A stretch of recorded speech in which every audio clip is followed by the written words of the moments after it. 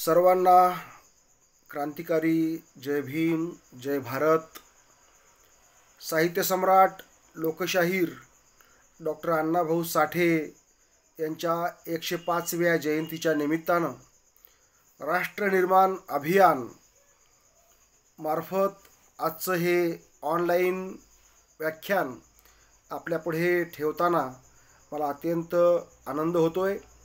या राष्ट्रनिर्माण अभियानाचे संदीप थोरात सर, माझे मित्र ज्ञानदेव जाधव सर आणि आपण सर्व या अभियानाचे सर्व साथी भावांनो आणि बहिणींनो, 365 दिवस राष्ट्रनिर्माण कार्यासाठी आपण सर्व काम करत आहात.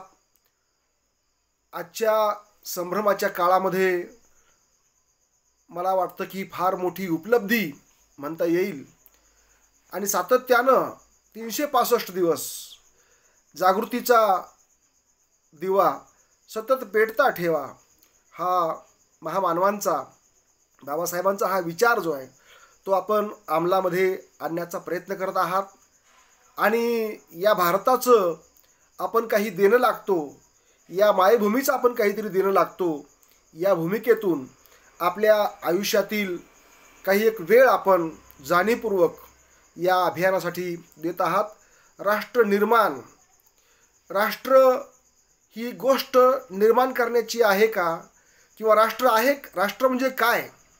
आपण सर्व 26 जानेवारी 1950 रोजी सार्वभौम झालो.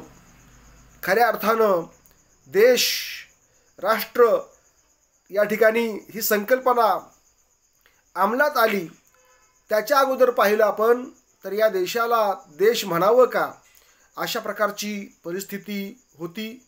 कुणीही यावं आणि टिकली मारून जावं, अशा प्रकारची अवस्था आपल्या या भारतभूमीची होती.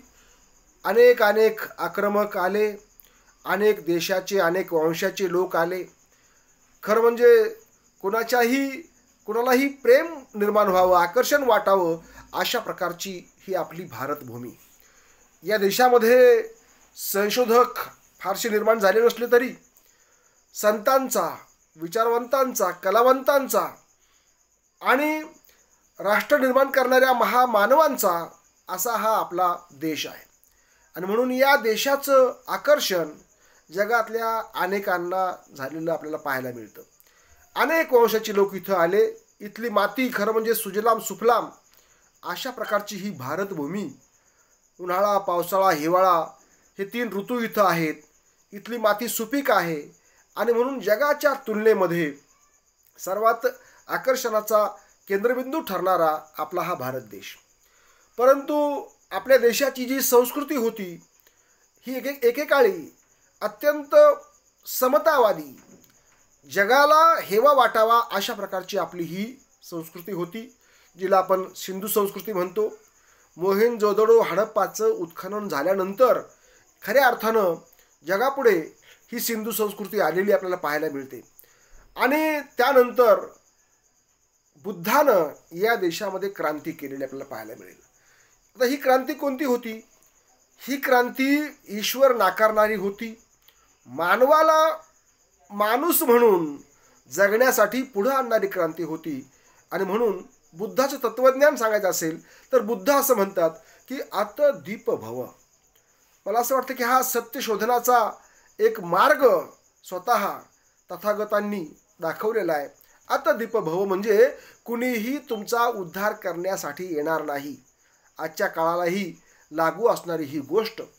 आपण अशा काळात आज जगत आहोत, अघोषित आणीबाणीच्या काळामध्ये. आणि आपल्याला वाटतं की कुणीतरी येईल आणि आपला उद्धार करेल. तर असं काही होणार नाही. आपला उद्धार हा आपल्यालाच करावा लागणार आहे. आपलं दुःख हे आपल्यालाच जाणवलेलं आहे आणि हे जाणवल्यानंतर त्या दुःखातून मुक्तीसाठी आपण सर्वांनी प्रयत्न करणं गरजेचं असतं. बुद्धांनी हा विचार दिला, आतदीप भव सांगितलं. प्रज्ञाशील करुणा ही मानवी मूल्य जगाला दिली. समता, शांतता ही मानवी मूल्य दिली. न्याय हे मानवी मूल्य दिलं. आणि अशा प्रकारे जगामध्ये भारताची लोकप्रियता या बुद्धाच्या वैचारिक क्रांतीनं निर्माण झाली. आणि म्हणून तर बुद्ध चीनपर्यंत, जपानपर्यंत, जगातल्या अनेक देशांपर्यंत हा विचार पोहोचला. परंतु बाबासाहेबांनी ग्रंथ लिहिला, रिव्हॉल्युशन अँड काउंटर रिव्हॉल्युशन, क्रांती आणि प्रतिक्रांती. भारतामध्ये बुद्धाने केलेली ही क्रांती काहीच वर्षामध्ये, काही शतकामध्ये प्रतिक्रांतीमध्ये रूपांतरित झाली आपल्याला पाहायला मिळतं. आणि त्या प्रतिक्रांतीनंतर पुन्हा एकदा या देशामध्ये चातुर्वर्ण व्यवस्था निर्माण झाली. ही चातुर्वर्ण व्यवस्था ही अशी आडवी नव्हती, तर उभी होती. ब्राह्मण, क्षत्रिय, वैश्य आणि शूद्र, आणि याच्याही बाहेरचे म्हणजे अतिशूद्र, अवर्ण, हे तर सगळे वर्ण आहेत, सवर्ण आहेत. आता बघा, याच्यामध्ये शूद्र आहेत, हे सुद्धा सवर्ण आहेत, म्हणजे हे सगळे वर्णामध्ये आहेत. पण वर्णबाह्य असाही एक वर्ग होता, म्हणजे विमुक्त भटक्यांचा असेल, गावकुसाबाहेरच्या दलितांचा असेल, त्याच्याही पलीकडे असलेल्या आदिवासींचा असेल, फार मोठा वर्ग हा समूह या व्यवस्थेच्या बाहेरचा राहिलेला आहे. तर अशा या सगळ्यामध्ये प्रचंड विभागणी, म्हणजे जी एकता होती ती एकता विभागली गेली आणि या देशामध्ये जाती व्यवस्था निर्माण झाली. हा सगळा काळ आपण पाहिलेला आहे. अण्णाभाऊंच्या साहित्यातील क्रांतीची बीजं शोधण्यासाठी आपल्याला या सगळ्या काळाचा हा सगळा धावता आढावा घेणं क्रमप्राप्त ठरलेलं आहे. आणि मग पुढे आपण पाहिलं की या चातुर्वर्ण व्यवस्थेनं संपूर्ण देशाला गिळंकृत करण्याचा प्रयत्न केलेला आहे. माणसामध्ये भेदाची एक मोठी भिंत निर्माण केली गेली, जातीची भिंत, धर्माची भिंत, अनेक प्रकारची, जिला आपण आज विविधता म्हणतो, परंतु ही विविधता म्हणजे अनेक भेदभाव या देशामध्ये निर्माण झालेले आहेत. भौगोलिकता, प्रादेशिकता, भाषिकता, वेशभूषा, परंपरा, प्रथा कितीतरी प्रकारच्या भिन्न असल्यामुळे राष्ट्र निर्माण करण्याचं काम बांधवांनो अत्यंत कठीण बनलेलं आहे. आपण देश आज झालेलो आहोत, सार्वभौम आज देश आहे, पण खरंच मी भारतीय आहे का? बाबासाहेब म्हणाले होते की मी प्रथम भारतीय आहे, मी दुसऱ्यांदा भारतीय आहे, आणि होय, मी तिसऱ्यांदा सुद्धा भारतीय आहे. तर हे भारतीयत्व आपण कितपत अंगीकारलेलं आहे, आपण कितपत स्वीकारलेलं आहे, हा मूलभूत चिंतनाचा आज विषय बनलेला आहे. आणि म्हणून भारत, जशी जगामध्ये अनेक ठिकाणी क्रांत्या झाल्या, आपण म्हणतो की क्रांती म्हणजे रशियन क्रांती आहे, फ्रेंच राज्यक्रांती आहे, चीनमधली समाजवादाची क्रांती आहे, अनेक देशामध्ये अमेरिकन क्रांती आहे, अनेक देशांमध्ये या क्रांत्या झालेल्या आहेत. मग भारतामध्ये क्रांती झाली आहे का? बुद्धाच्या नंतरच्या काळामध्ये जी प्रतिक्रांती झाली, त्यानंतर संविधानिक क्रांती ही डॉक्टर बाबासाहेब आंबेडकरांनी केलेली आहे. परंतु आणि या संविधानिक क्रांतीला आता किती वर्षे होत आहेत? मग 1950ला आपण ही संविधानिक क्रांती केली, म्हणजे जी काही चातुर्वर्ण व्यवस्था होती ती चातुर्वर्ण व्यवस्था नाकारली आणि भारतामध्ये पहिल्यांदा ही जी व्यवस्था आली, ही संविधानाची व्यवस्था आली, ही समतेची, स्वातंत्र्याची, मानवतेची, न्यायाची व्यवस्था आली. परंतु आपण पाहूया की 100-125 वर्षामध्ये पुन्हा प्रतिक्रांती वर येते आहे. आणि म्हणून भारतामध्ये पुन्हा क्रांतीची गरज निर्माण झालेली स्थिती आपल्याला पाहायला मिळते. या बाबतीमध्ये, या संदर्भामध्ये अण्णाभाऊंचं साहित्य, अण्णाभाऊंचे शाहिरी, अण्णाभाऊंचं एकूणच लेखन हे कितपत आपल्याला क्रांतीला प्रेरणा देत आहे, हा विचार या निमित्तानं आपण शोधणार आहोत. तर या विषयाच्या अनुषंगानं पहिल्यांदा आपण एक लेखक म्हणून, एक कलावंत म्हणून, एक शाहीर म्हणून अण्णाभाऊंची जडणघडण समजून घेणं मला असं वाटतं फार महत्त्वाचं आहे. कोण होते अण्णाभाऊ? अण्णाभाऊंची जयंती 105वी जयंती नुकतीच आपण साजरी केलेली आहे आणि मोठ्या उत्साहामध्ये अण्णाभाऊंना समजून घेण्याची लोकांची जी काही उत्सुकता आहे ती आपण अनुभवलेली आहे. अण्णाभाऊ साठे हे जे 3 अक्षरी केवळ नाव आहे, या नावाचा इतिहास आपण जर बघितला तर हा इतिहास मोठा क्रांतिकारी असा इतिहास आहे. बघा, सातारा जिल्हा, ज्या सातारा जिल्ह्यामध्ये आजच ज्यांची जयंती आहे ते क्रांतिसिंह नाना पाटील जन्मलेले आहेत. म्हणजे महामानवांची एक शृंखला असते, एक साखळी असते. महामानव काही असे आकाशातून पडत नाहीत किंवा मातीतून उगवत नाहीत. महामानव हे माणसातूनच तयार होत असतात. त्यांची एक परंपरा असते, त्यांची एक जडणघडण असते. अण्णाभाऊंचं जे काही जगणं आहे हे जगणं आपण समजून घेतलं पाहिजे. तर सातारा हा क्रांतिकारी जिल्हा महाराष्ट्रातला, भारतातला एक वेगळा हा जिल्हा आहे. आजही साताऱ्याचे सैनिक आपल्या सीमेवर जास्त प्रमाणात लढतात, हा इतिहास आहे.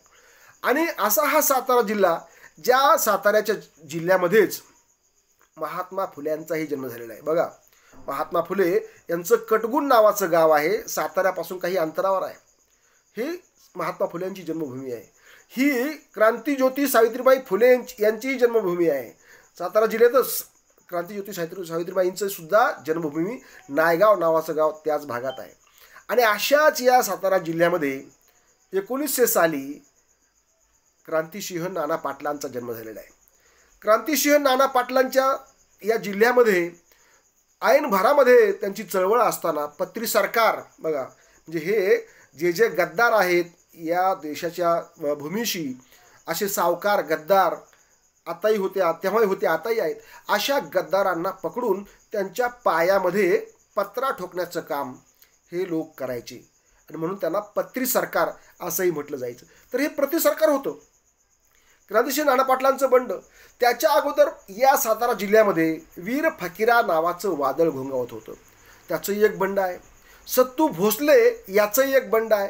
आणि अशी एक प्रदीर्घ बंडाची परंपरा घेऊन अण्णाभाऊ साठे यांचा जन्म झालेला आहे. बघा, म्हणजे अण्णाभाऊंना ही जी वैचारिक परंपरा लाभलेली आहे, ही क्रांतीची अशी परंपरा लाभलेली आहे. क्रांतिकारकांचा जिल्हा, क्रांतिकारकांची भूमी, अशी ही भूमी अण्णाभाऊंची जन्मभूमी आहे. दुसरी गोष्ट, हे जे वाटेगाव आहे, हे वाटेगाव छत्रपती शिवाजी महाराजांनी स्वतः वसवलेलं, त्यांचे मावळे या ठिकाणी मोठ्या प्रमाणात राहत होते. बघा, आता ह्या वाटेगावामध्ये आपण जर पाहिलं तर सामाजिकदृष्ट्या मातंगांची मोठी वस्ती आहे. म्हणजे मांगांच्या त्या ठिकाणी 3 आळे आहेत, 3 मोठमोठ्या त्यांचे विभाग आहेत. त्यातलाच एका आळीतला फकीरा राणोजी साठे हा अण्णाभाऊंचा नात्यानं चुलताच. फकीराचे वडील राणोजी यांचाही आपण जर इतिहास बघितला, राणोजीची समाधी आजही त्या वाटेगावामध्ये आहे. तर त्यांनी सुद्धा गावाच्या भल्यासाठी आपलं शिर दिलेलं आहे. म्हणजे गावात जत्रा भरावी, आपल्या गावाचं गोकुळ व्हावं, लोक समाधानानं नांदावीत, आनंदानं नांदावीत लोक, यासाठी या फकीराच्या वडिलांनी म्हणजेच राणोजींनी आपल्या प्राणाचं बलिदान दिलेलं आहे. ती जोगणीची प्रथा आपल्याला माहीत आहे की ती जोगणी आणताना अन्यायानं त्या शिगावच्या लोकांनी फकीराच्या वडिलांना म्हणजे राणोजीला गाठून त्यांचा शिरच्छेद केलेला आहे. पुढे त्याचा बदला फकीरा घेतो आणि हा फकीरा हा महानायक केवळ आपल्या वडिलांच्या बदल्यासाठी जगत नाही, तर जेव्हा गावाला दुष्काळ पडतो, लोक पाय खोरून मरण्याची वेळ येते, अशा काळामध्ये हा फकीरा आपल्या साथीदारांना एकत्र करतो आणि इंग्रज सरकारविरुद्ध बंड पुकारतो. ही मोठी क्रांती आहे. हा जो फकीरा आहे हा अण्णाभाऊंच्या नात्यातला, हा बंड करतो आणि त्यानं केलेल्या बंडामुळे इंग्रज सरकारला सळोकी पळ करून सोडलेला आहे.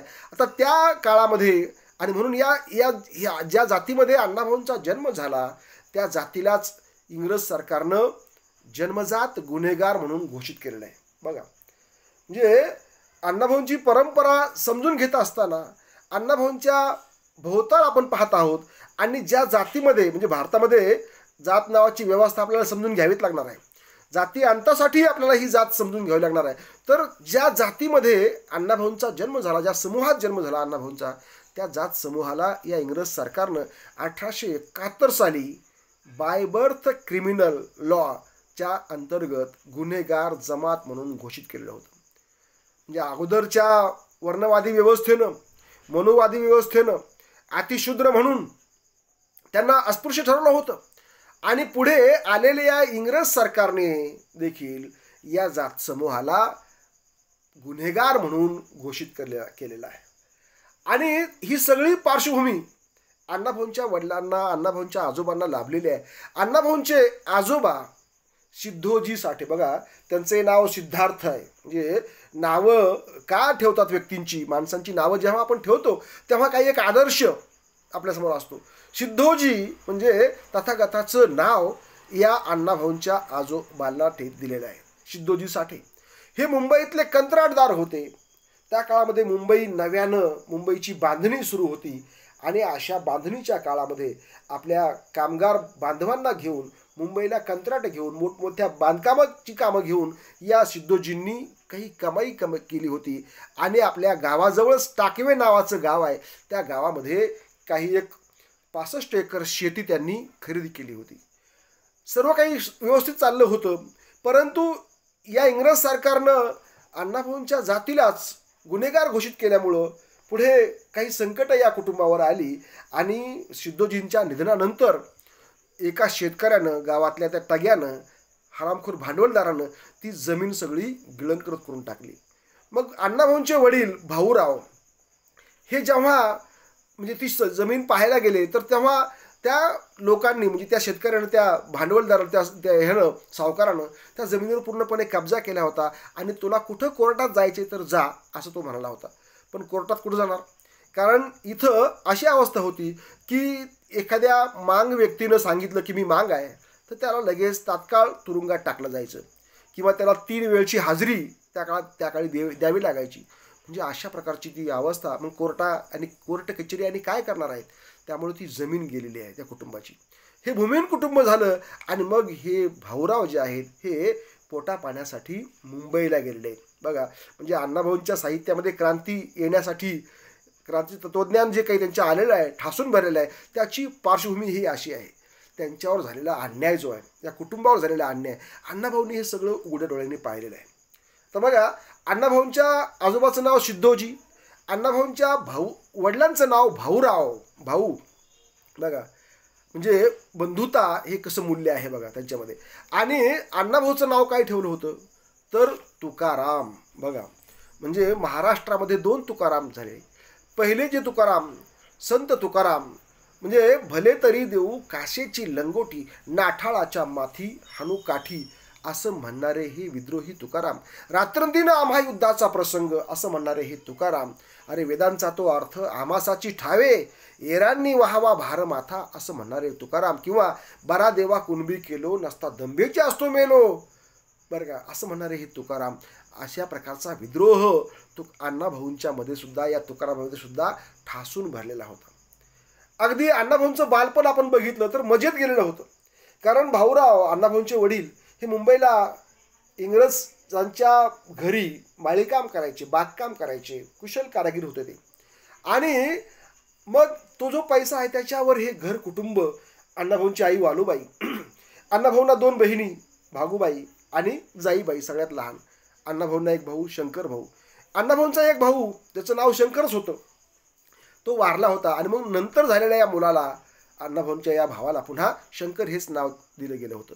तर तुकाराम, शंकर ही 2 मुलं आणि जाईबाई आणि भागूबाई या 2 मुली, असं हे चौकोनी कुटुंब. आणि मग या भाऊराव जे होते, मुंबईला होते, त्या भाऊरावांनी मुंबईतलं महानगरीय जीवन पाहिलं होतं, अनुभवलं होतं. आता हा जो काळ आहे बांधवांनो, हा 1920-25चा काळ जो आहे, या काळामध्ये भाऊराव मुंबईमध्ये आहेत 25च्या काळामध्ये. आणि 1920 नंतरच बाबासाहेबांचं सामाजिक आंदोलन उभं राहिलेलं आहे. 1920ला त्यांनी मुकनायक काढलं.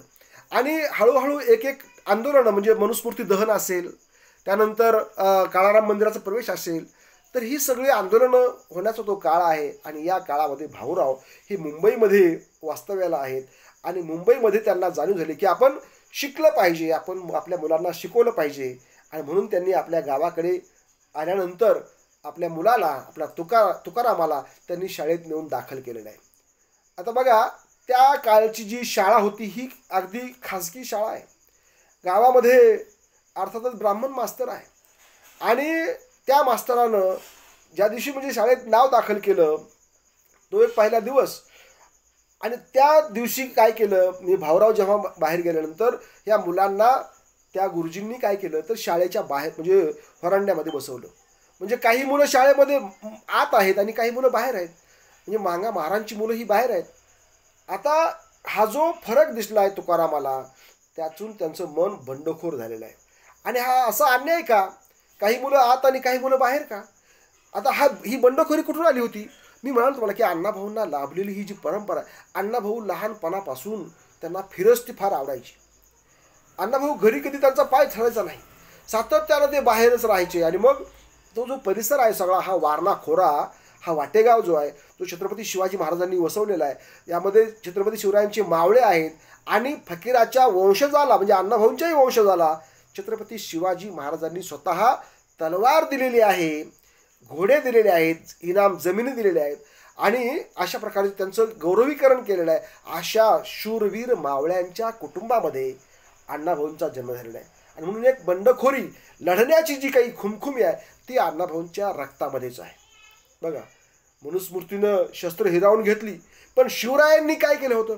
शिवरायांनी या शूद्रांच्या अतिशूद्रांच्या हातामध्ये तलवार दिली, ढाल दिली आणि लढायला शिकवलं होतं.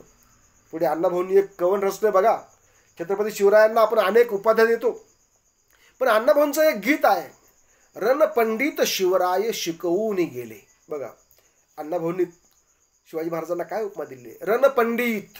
बघा, आणि हे रणपंडित म्हणजे रणाचे पंडित कोण होते? छत्रपती शिवाजी महाराज होते. ते आम्हाला शिकवून गेले काय? लढायची. आम्हाला लढण्याची जी काही वृत्ती आहे, लढाऊ वृत्ती आहे, त्यांनी आम्हाला शिकवलेली आहे. आणि म्हणून हा जो बंडखोर बाणा आहे हा त्या बाल तुकारामामध्ये अगदी ठासून भरलेला होता. लहानपणापासून अण्णाभाऊ या फकीराच्या गोष्टी ऐकत आहेत, राणोजीच्या गोष्टी ऐकत आहेत, सत्तू भोसलेच्या गोष्टी ऐकत आहेत, शूरांच्या वीरांच्या शिवरायांच्या पराक्रमांच्या गोष्टी ऐकत आहेत. हा सगळा सातारा जो भाग आहे हा मुळात क्रांतिकारकांचा भाग आहे. आणि हे सगळे लहानाचे मोठे होत अण्णाभाऊ हे सगळ्या गोष्टी ऐकत ऐकत लहानाचे मोठे होत झालेले आहेत. अण्णाभाऊंना हा जो पैतृक वारसा आहे हा असा शौर्याचा, पराक्रमाचा आणि बंडखोरीचा लाभलेला आहे. दुसरा एक वारसा अण्णाभाऊंना लाभला तो त्यांच्या मातृ कुटुंबातला, त्यांच्या आईकडचा. अण्णाभाऊंची आई आणि अण्णाभाऊंचे आजोबा, मामा हे त्या काळातले मोठे तमासगीर होते. बघा, तमाशा नावाची कला. आता ही तमाशा नावाची जी कला आहे ही तमाशा नावाची कला अण्णाभाऊंच्या कुटुंबामध्ये होती. आणि त्या काळामध्ये या तमाशा म्हणजे अण्णाभाऊंचे आजोबा असतील, अण्णाभाऊंचे मामा असतील, नामू तातोबा मांग हे अण्णाभाऊंचे मामा हे मोठे तमासगीर होते. आणि म्हणजे गावाकडे आजोळी गेल्यानंतर अण्णाभाऊ त्या तमाशा या कलेमध्ये रमलेले आहेत. मग त्यांनी लहानपणी तो तमाशा पाहिला. म्हणजे माणसांनी कला ही कला कशी आहे, शाहिरी कशी आहे, तमासगीर कशा असतात, ही कला अण्णाभाऊंनी अगदी लहानपणी अनुभवली. आपल्या गावामध्ये, वाटेगावामध्ये बंडखोरी अनुभवली आणि आपल्या आजोळाकडून अण्णाभाऊंना हा कलेचा वारसा लाभला होता. लक्षात घ्या बांधवांनो, एका बाजूला कलेचा वारसा आहे आणि एका बाजूला शौर्याचा, बंडखोरीचा वारसा आहे, विद्रोहाचा वारसा आहे. अशा वारशामध्ये अण्णाभाऊंची जडणघडण झालेली आहे. आणि म्हणून अण्णाभाऊंनी जो पुढे अण्णाभाऊंचे जे साहित्य आपण जर पाहिलं तर या साहित्यामध्ये काय आहे? अण्णाभाऊ म्हणतात की मला कल्पनेचे पंख लावून भराऱ्या मारता येत नाहीत. मी जे पाहतो, जे अनुभवतो तेच मी लिहितो. आणि अण्णाभाऊंनी जे पाहिलं, जे अनुभवलं तेच त्यांनी आपल्या साहित्यातून लिहिलेलं आहे. अण्णाभाऊंनी सुरुवातीच्या काळामध्ये शाहिरी लिहिलेली आहे आणि या शाहिरीत त्यांनी काय केलं? प्रचंड एक परिवर्तन त्यांनी शाहिरीच्या या गाण्यामध्ये केलं. आपल्याला माहिती आहे, आपण तमाशा, लोकनाट्य पाहत असतो. तमाशाला अण्णाभाऊंनी लोकनाट्य हे नाम दिलेलं आहे, नामाभिधान दिलेलं आहे.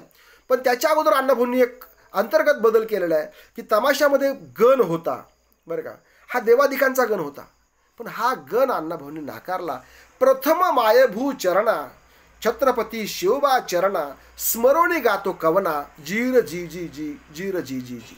म्हणजे किती मोठी क्रांती. जिथं एका बाजूला हा गणपती होता, म्हणजे हा काल्पनिक असा प्रकारचा हा देव होता, तो नाकारला आणि प्रत्यक्ष कृती करणारा, बरं का, छत्रपती शिवाजी महाराज या देशाची मातृभूमी तिला वंदन करणं, छत्रपती शिवरायांना वंदन करणं एवढंच नव्हे तर या गणामध्ये पुढे पुढे अनेक महामानवांना वंदन करण्याचं काम हे अण्णाभाऊ साठे यांनी केलेलं आहे. म्हणजे क्रांतीची सुरुवात ही अण्णाभाऊंनी अशा प्रकारे केलेली आहे. या गणामध्ये त्यांनी ही सुरुवात आपल्या केलेली पाहायला मिळेल. त्यानंतर अण्णाभाऊंनी तमाशाचं लोकनाट्य केलं.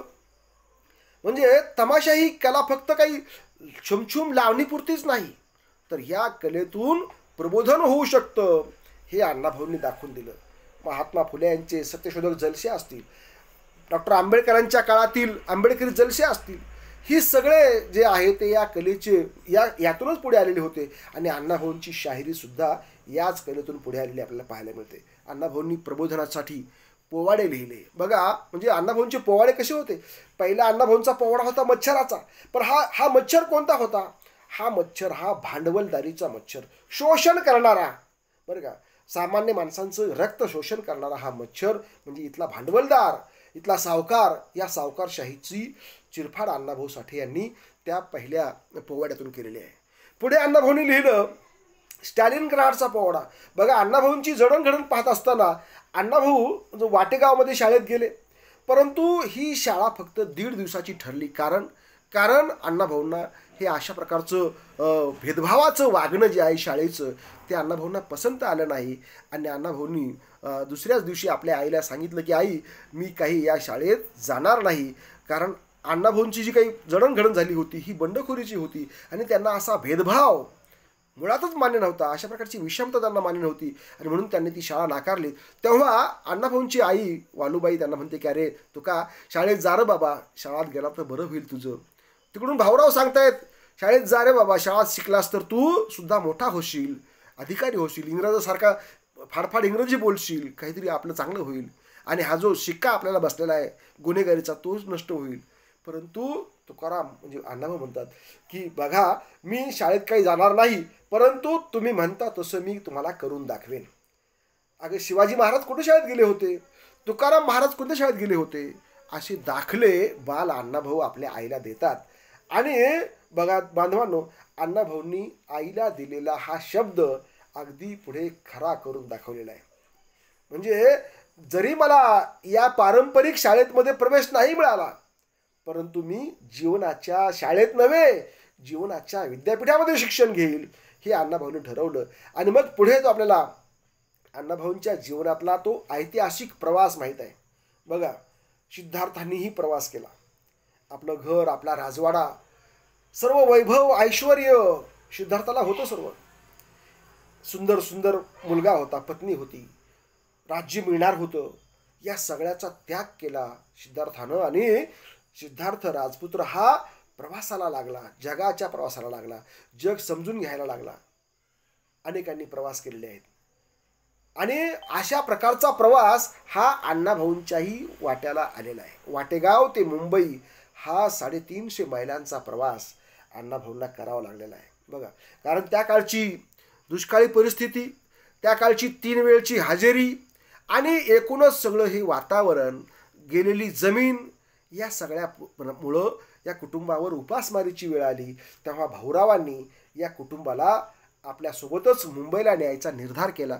आणि मग हे कुटुंब 4 मुलं, भागूबाई, जाईबाई या मुली, शंकर आणि तुकाराम ही 2 मुलं आणि स्वतः भाऊराव आणि वालूबाई यांचा हा प्रवास सुरू झालेला आहे वाटेगावपासून ते मुंबईपर्यंत. आता या प्रवासामध्ये त्यांना अनेक ठिकाणी कामं करावी लागली, मजल दरमजल करत, कारण तिकिटासाठी भाड्यासाठी पैसे नाही आहेत. आणि मग असंच कामं करत कितीतरी अनुभव अण्णाभाऊंनी लहानपणी घेतले. त्यांना एक अनुभव आला, एक त्यांनी फळ खाल्लं, झाडाचा एक आंबा खाल्ला, पण तेव्हा त्या शेतकऱ्याने त्यांची कशी फजिती केली, हे सगळे अनुभव घेत मग हे पुढे कुटुंब पुण्यामध्ये आलं.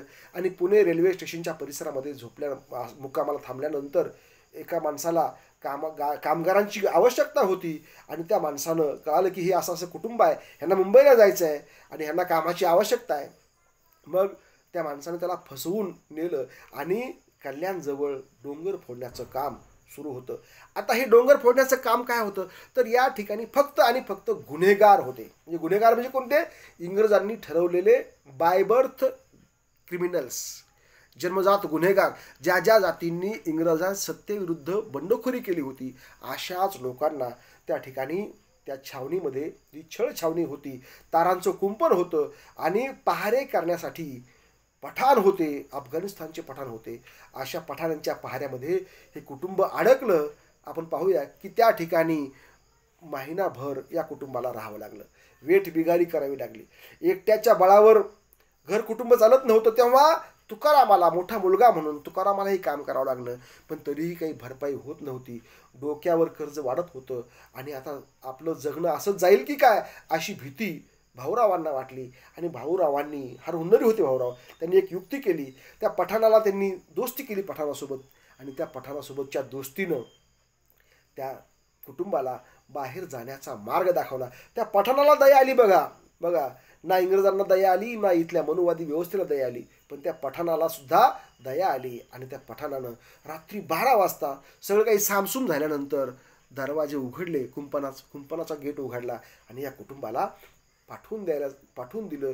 आणि मग तिथून त्या कल्याणच्या डोंगरापासून ते रेल्वे स्टेशनपर्यंत ते रातोरात पायी आले. आणि तिथून मग त्यांनी मुंबई गाठली. आणि मुंबईच्या भायखळा रेल्वे स्टेशनवर हे कुटुंब, हे बिऱ्हाड उतरलं. बांधवांनो, त्या बिऱ्हाडामध्ये ते बिऱ्हाड पुढे चालत चालत चांद बीबीच्या चाळीत गेलं. बघा, एक मुसलमान स्त्री, म्हणजे भारतीयत्व कसं आहे बघा, जात नाही, धर्म नाही, मानवता हाच खरा धर्म आहे. त्या चांद बीबीनं, जसं मला इथं महात्मा फुल्यांची आठवण होते की महात्मा फुल्यांना जेव्हा आपल्याच घरातून परागंदा व्हावं लागला, आपलं घर सोडावं लागलं, भटांच्या सांगण्यावरून गोविंदरावांनी आपल्या मुलाला घरातून काढून दिलं, तेव्हा कुठं जावं त्यांनी, तर तेव्हा त्यांना उस्मान शेख हा मित्र सापडला. आणि या मित्रानं आपल्या घरी त्यांना थारा दिला. आणि मग उस्मान शेखचीच बहीण फातेमा बीबी ही सावित्रीबाईंची सहकारी झाली. हा सगळा इतिहास आपल्याला पुढे माहीत आहे. तर अण्णाभाऊंना सुद्धा, अण्णाभाऊंच्या कुटुंबाला सुद्धा एका मुस्लिम स्त्रीनं आपल्या घरी सहारा दिला. त्या स्त्रीचं नाव होतं चांद बीबी. तिची एक चाळच होती आणि त्या चाळीमध्ये हे कुटुंब राहू लागलं. आणि अण्णाभाऊंची जडणघडण होत असताना बघा की मग पुढे अण्णाभाऊंना या ठिकाणी आपल्याला माहीत आहे की अण्णाभाऊंना इथं या अनेक गोष्टी मुंबईत पाहायला मिळाल्या की ही महानगरी आहे. ही मुंबई काय आहे, तर ही मुंबई महानगरी आहे. इथं पठ्ठे बापूरावांनी या महानगरीचं वर्णन केलं होतं की मुंबई नगरी बडी बाका, जशी रावणाची लंका, चौमुलखी डंका वाजे तिचा. पठ्ठे बापूराव हे शाहीर तमासगीर, त्यांनी मुंबईचं वर्णन केलं होतं की मुंबई नगरी बडी बाका, जशी रावणाची लंका, चौमुलखी डंका वाजे तिचा. अशा या महानगरामध्ये, मुंबईमध्ये अण्णाभाऊंची जडणघडण ही दुकानाच्या पाट्या वाचून आपल्याला झालेली पाहायला मिळेल. अण्णाभाऊंचा एक भाऊ ज्ञानदेव साठे नावाचा, हा ज्ञानदेव खरोखरच ज्ञानी होता. तो पुस्तकं वाचायचा, त्याच्या घरी पोथ्या पुराणं होती, पुस्तकं होती. आणि अशा पुस्तकांचाही लळा अण्णाभाऊंना लागला. आणि बघता बघता अण्णाभाऊ साक्षर झाले मुंबईमध्ये. आणि याच दरम्यान मुंबईमध्ये चळवळ सुरू झाली होती स्वातंत्र्याची. त्याच्या अगोदर अण्णाभाऊंना अनुभव होताच, क्रांतिशील नाना पाटलांच्या बरोबर चलेजाव आंदोलनात त्यांनी भाग घेतला होताच. आणि मुंबईमध्ये असताना सुद्धा आल्यानंतर पुन्हा ही चळवळ त्यांना पाहायला मिळाली. आणि या चळवळीमध्ये, कामगारांच्या चळवळीमध्ये अण्णाभाऊंनी सक्रिय सहभाग घ्यायला सुरुवात केली. आणि याच काळात त्यांची लावणी असेल, त्यांचा पोवाडा असेल, त्यांचं लेखन असेल, ही शाहिरी मोठ्या दिमाखानं बहरू लागली. आणि मग अण्णाभाऊंचं लेखन, अण्णाभाऊ हळूहळू कामगार चळवळीकडे खेचले गेले. असंच एक दिवस रिकामा असताना त्या काळात कामगारांनी संप पुकारला आणि त्या संपामुळं अण्णाभाऊंना त्या ठिकाणी काम करण्याची संधी मिळाली. बदली कामगार म्हणून अण्णाभाऊंना कामाची संधी मिळाली आणि अण्णाभाऊ कामगार झाले, गिरणी कामगार झाले. आणि गिरणी कामगार झाले असताना अण्णाभाऊंचा संबंध जो आहे हा डाव्या चळवळीशी आलेला आहे, कम्युनिस्ट पक्षाशी आलेला आहे. आणि कम्युनिस्ट पक्षाचे कार्ड होल्डर कार्यकर्ते म्हणून बघा अण्णाभाऊंची जडणघडण ही त्या पक्षामध्ये झालेली आहे. अण्णाभाऊंनी मार्क्स वाचला, अण्णाभाऊंनी लेनिन वाचला, अण्णाभाऊंनी वर्गवादाचं तत्त्वज्ञान त्या काळामध्ये वाचून टाकलं. आणि त्याचबरोबर हा जो काळ होता हा दुसऱ्या महायुद्धाचा काळ होता. दरम्यान अण्णाभाऊ मुंबई आपल्या गावाकडे गेले. 1938ला अण्णाभाऊंचे वडील वारले, भाऊराव. अण्णाभाऊंचं लग्नही झालं, अण्णाभाऊंना एक मुलगाही झाला. पण पुन्हा मुंबईला अण्णाभाऊंना यावं लागलं. आणि मुंबईला आल्यानंतर मात्र अण्णाभाऊंना हे जे जग दिसलं हे एक आगळं वेगळं जग होतं. हे शोषणाचं जग त्यांना दिसलं. आणि मग या शोषणाला नकार कसा द्यावा, जसं अण्णाभाऊंनी शाळा सोडून विद्रोह केला होता तसं अण्णाभाऊंनी गिरणी काम सोडून विद्रोह केला. आणि आपलं संपूर्ण जीवन त्यांनी जन आंदोलनासाठी त्यांना अर्पण केलं. आणि अण्णाभाऊ हे कुटुंबाचे नाही तर जगाचे झाले, जनाचे झाले. अण्णाभाऊंची शाहिरी दरम्यानच्या काळामध्ये गाजू लागली. स्टालिनग्राडचा पोवाडा लिहिला अण्णाभाऊंनी बघा. केवळ वर्णनं वाचून, युद्ध वर्णनं वाचून अण्णाभाऊंनी युद्धाची वर्णनं वाचायची, ऐकायची रेडिओवरून. आणि स्टालिनग्राडचा अण्णाभाऊंनी पोवाडा लिहिला. अण्णाभाऊंनी अनेक त्या काळात कवनं रचली. पंजाब दिल्लीचा दंगा हा पोवाडा अण्णाभाऊंनी लिहिला. त्याचबरोबर तेलंगणाचा संग्राम हा पोवाडा लिहिला अण्णाभाऊंनी. अशा प्रकारे म्हणजे जागतिक आणि राष्ट्रीय आंतरराष्ट्रीय पातळीवरचे विषय अण्णाभाऊंनी हाताळायला सुरुवात केली. त्याचबरोबर अंमळनेरचे अमर हुतात्मे या नावाचा पोवाडा अण्णाभाऊंनी लिहिला. म्हणजे दृष्टी कशी असावी बघा. आणि याच काळामध्ये अण्णाभाऊंनी जो विचार जो दिलेला आहे, अण्णाभाऊ म्हणतात की हे जग, ही पृथ्वी कुण्या शेषाच्या मस्तकावर तरलेली नाही, तर ती श्रमिकांच्या, कष्टकऱ्यांच्या, कामगारांच्या, शेतकऱ्यांच्या तळहातावर तरलेली आहे. हा जो विचार आहे, मला असं वाटतं की हा अत्यंत मोठा क्रांतिकारी विचार हा अण्णाभाऊ साठे यांनी आपल्या लेखनातून, आपल्या वाणीतून दिला. अण्णाभाऊंचं संपूर्ण जीवनच बांधवांनो हे चळवळीतलं आहे. अण्णाभाऊ हस्तिदंती मनोऱ्यात बसून लिहिणारे साहित्यिक नव्हते. तुमच्या माहितीसाठी सांगतो, अण्णाभाऊंच्या साहित्याची भाषांतरं झाली. जगातल्या 27 भाषांमध्ये अण्णाभाऊंचं साहित्य भाषांतरित झालं. रशियन सरकारनं अण्णाभाऊंच्या कादंबऱ्या प्रकाशित केल्या, मानधन दिलं. हे मानधन सगळं आलंही होतं अण्णाभाऊंचं भारतीय दूतावासामध्ये, पण अण्णाभाऊंनी ते मानधन घेतलं नाही. एकदा अण्णाभाऊंचे मित्र, समकालीन ताकातले विठ्ठल उमप, हे वयानं लहान होते, पण दोघांची गट्टी जमली होती. आणि मग विठ्ठल उमप एकदा अण्णाभाऊंना म्हणतात, विठ्ठल उमपांचं आत्मकथन आहे फू बाई फू नावाचं, आपण आवर्जून वाचावं. त्यात लिहिलेला हा प्रसंग आहे. अण्णाभाऊंना विठ्ठल उमप म्हणतात की अण्णाभाऊ, आपण तुमचं मानधन आलेलं आहे भारतीय दूतावासामध्ये, रशियाकडून तुमच्या कादंबऱ्या प्रकाशित झालेल्या आहेत, आपण ते मानधन घेऊया. आणि काय करता, ह्या चिरागनगरमध्ये काय राहून काय करता, आपण एक मोठं चांगलं घर घेऊयात आणि त्या ठिकाणी तुम्हाला एक मस्त पलंग असेल, एक गादी असेल आणि टेबल असेल, खुर्ची असेल, आणि मग तुम्ही तिथं लिहित बसा, तुम्ही खूप लिहाल त्या ठिकाणी. तेव्हा अण्णाभाऊ विठ्ठल उमपांना म्हणतात की अरे विठ्ठला, मला माझं चिरागनगरच हवं आहे, बरं का, कारण इथं माझी माणसं राहतात, माझ्या माणसांची दुःख मला जवळून पाहायची आहेत, त्यांची दुःख मला मांडायची आहेत.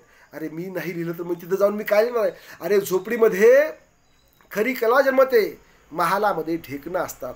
विठ्ठला, मला माझी झोपडीच मला प्यारी आहे, इथं राहून मला लिहायचं आहे. माझ्या रशियाचे लोक माझ्यावर प्रेम करतात, त्यांचा पैसा त्यांनाच राहू दे, मला त्या पैशांची हाव नाही, इच्छा नाही.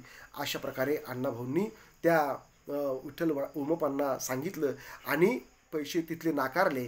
आणि अशा तऱ्हेनं अण्णाभाऊंनी आपल्या चिरागनगरमध्ये राहायला त्यांनी ठरवलं. चिरागनगरची भूतं नावाची त्यांची कथासंग्रह आपण पाहिला असेल, तर ती माणसं जी कशी आहेत ते अण्णाभाऊंनी लिहिलेले आहेत. पुढे अण्णाभाऊंनी शाहिरीकडून पूर्णपणे आपलं योगदान जे आहे ते संयुक्त महाराष्ट्राच्या चळवळीला दिलेलं आहे. आणि मग संयुक्त महाराष्ट्रामध्ये अण्णाभाऊंची लावणी, माझी मैना गावाकडं राहिली, माझ्या जीवाची होती या काहिली, ओतीव बांधा रंग गव्हाळा, कोर चंद्राची उदात्त गुणांची, मोठ्या मनाची, सीता ती माझी रामाची, तशी ती माझी गरिबाची, काठी आंधळ्याची. अण्णाभाऊंनी ही जी मैना लिहिलेली आहे, ही मैना केवळ कामगाराची पत्नीच नाही आहे, तर ही मैना म्हणजे महाराष्ट्रापासून तुटलेला जो भाग आहे, कारवार, डांग, उंबरगाव, हा जो भाग आहे, बिदर आपला, हा सगळा भाग जो महाराष्ट्रापासून तुटला, महाराष्ट्र मिळाला, मुंबई मिळाली, पण बाकीच्या उर्वरित भागाचं काय, डांग, उंबरगाव गुजरातमध्ये गेलं, कारवार, निपाणी, बेळगाव, बिदर कर्नाटकला जोडलं गेलं. आणि म्हणून हा भाग, हा मराठी माणसाचा भाग, हा महाराष्ट्रात आला पाहिजे, अशा प्रकारचं स्वप्न अण्णाभाऊंनी पाहिलं आणि ती लावणी लिहिली. पुढे बांधवांनो, अण्णाभाऊंचा जो प्रवास आहे हा वर्गवाद आणि जातीअंत, वर्गांत आणि जातीअंत दोन्ही झाली पाहिजेत. अण्णाभाऊ साठे जय भीम लाल सलाम या संकल्पनेचे प्रणेते आहेत. हा विचार पुढे शरद पाटलांनी मांडला, पण त्यांच्या अगोदर अण्णाभाऊंनी जातीअंत आणि वर्गांत झाल्याशिवाय भारतामध्ये राष्ट्र निर्माण होऊ शकणार नाही. जातीअंत आणि वर्गांत झाल्याशिवाय भारतामध्ये समानता प्रस्थापित होणार नाही. हा क्रांतिकारी विचार आपल्या साहित्यातून मांडला, आपल्या लेखणीतून, आपल्या वाणीतून. पूर्णपणे क्रांतिकारी साहित्य हे अण्णाभाऊ साठे यांनी लिहिलेलं आहे. अण्णाभाऊंचे नायक आपण बघितले, फकीरा, सत्तू भोसले, बरबद्या कंजारी, सुलतान, भोमक्या, हे सगळे नायक, अत्यंत क्रांतिकारी असे नायक अण्णाभाऊ साठे यांनी उभे केलेले आहेत. आवडीसारखी कादंबरी लिहून जातीअंताची लढाई कशी लढली पाहिजे हे अण्णाभाऊंनी आपल्याला दाखवलेलं आहे. आणि खरा भारत उभा करायचा असेल, तर समतावादी भारत आपल्याला उभा करायचा असेल, तर आपल्याला अण्णाभाऊंच्या साहित्याचं पारायण आपण करण्याची आज गरज आहे. अण्णाभाऊंनी सांगितलेला जो विचार आहे बांधवांनो, हा विचार हा मुळातच क्रांतीचा विचार आहे. अण्णाभाऊंचं जीवनच क्रांतीचं तत्त्वज्ञान सांगणारं जीवन आहे. अण्णाभाऊ जसे शब्दात आहेत तसेच ते प्रत्यक्ष जीवनामध्ये आहेत. आणि म्हणून बोले तैसा चाले त्याची वंदावी पावले या मताचे जे जसे तुकाराम आहेत तसे हे तुकाराम भाऊराव साठे हे अण्णाभाऊ साठे आहेत.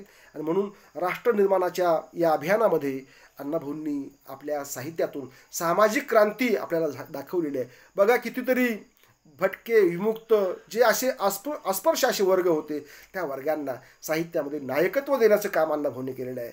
ख्रिस्त महम्मद मांग ब्राह्मणाशी, धरावे पोटाशी बंधुपरी, हा महात्मा फुल्यांचा विचार हा अण्णाभाऊंनी आपल्या साहित्यातून मांडलेला आहे. विष्णुपंत कुलकर्णी असतील किंवा सत्तू भोसले असेल, या सगळ्यांना त्यांनी नायकत्व दिलेलं आहे. आणि जातीपातीच्या पलीकडे जाऊन डिकास्ट कसं व्हावं माणसानं हे सांगणारं साहित्य म्हणजे अण्णाभाऊंचं आहे. आणि हे जग, ही पृथ्वी कुण्या शेषाच्या मस्तकावर नाही, तर माणसाच्या, कष्टकऱ्यांच्या तळहातावर तरलेले आहे, हा विचार सांगणारे अण्णाभाऊ. जग बदल घालून घाव, सांगून गेले मला भीमराव, अरे गुलामगिरीच्या या चिखलात ऋतून बसला काय ऐरावत, अंग झाडून निघ बाहेरी, घे बिनीवरती धाव, जग बदल घालून घाव, सांगून गेले मला भीमराव.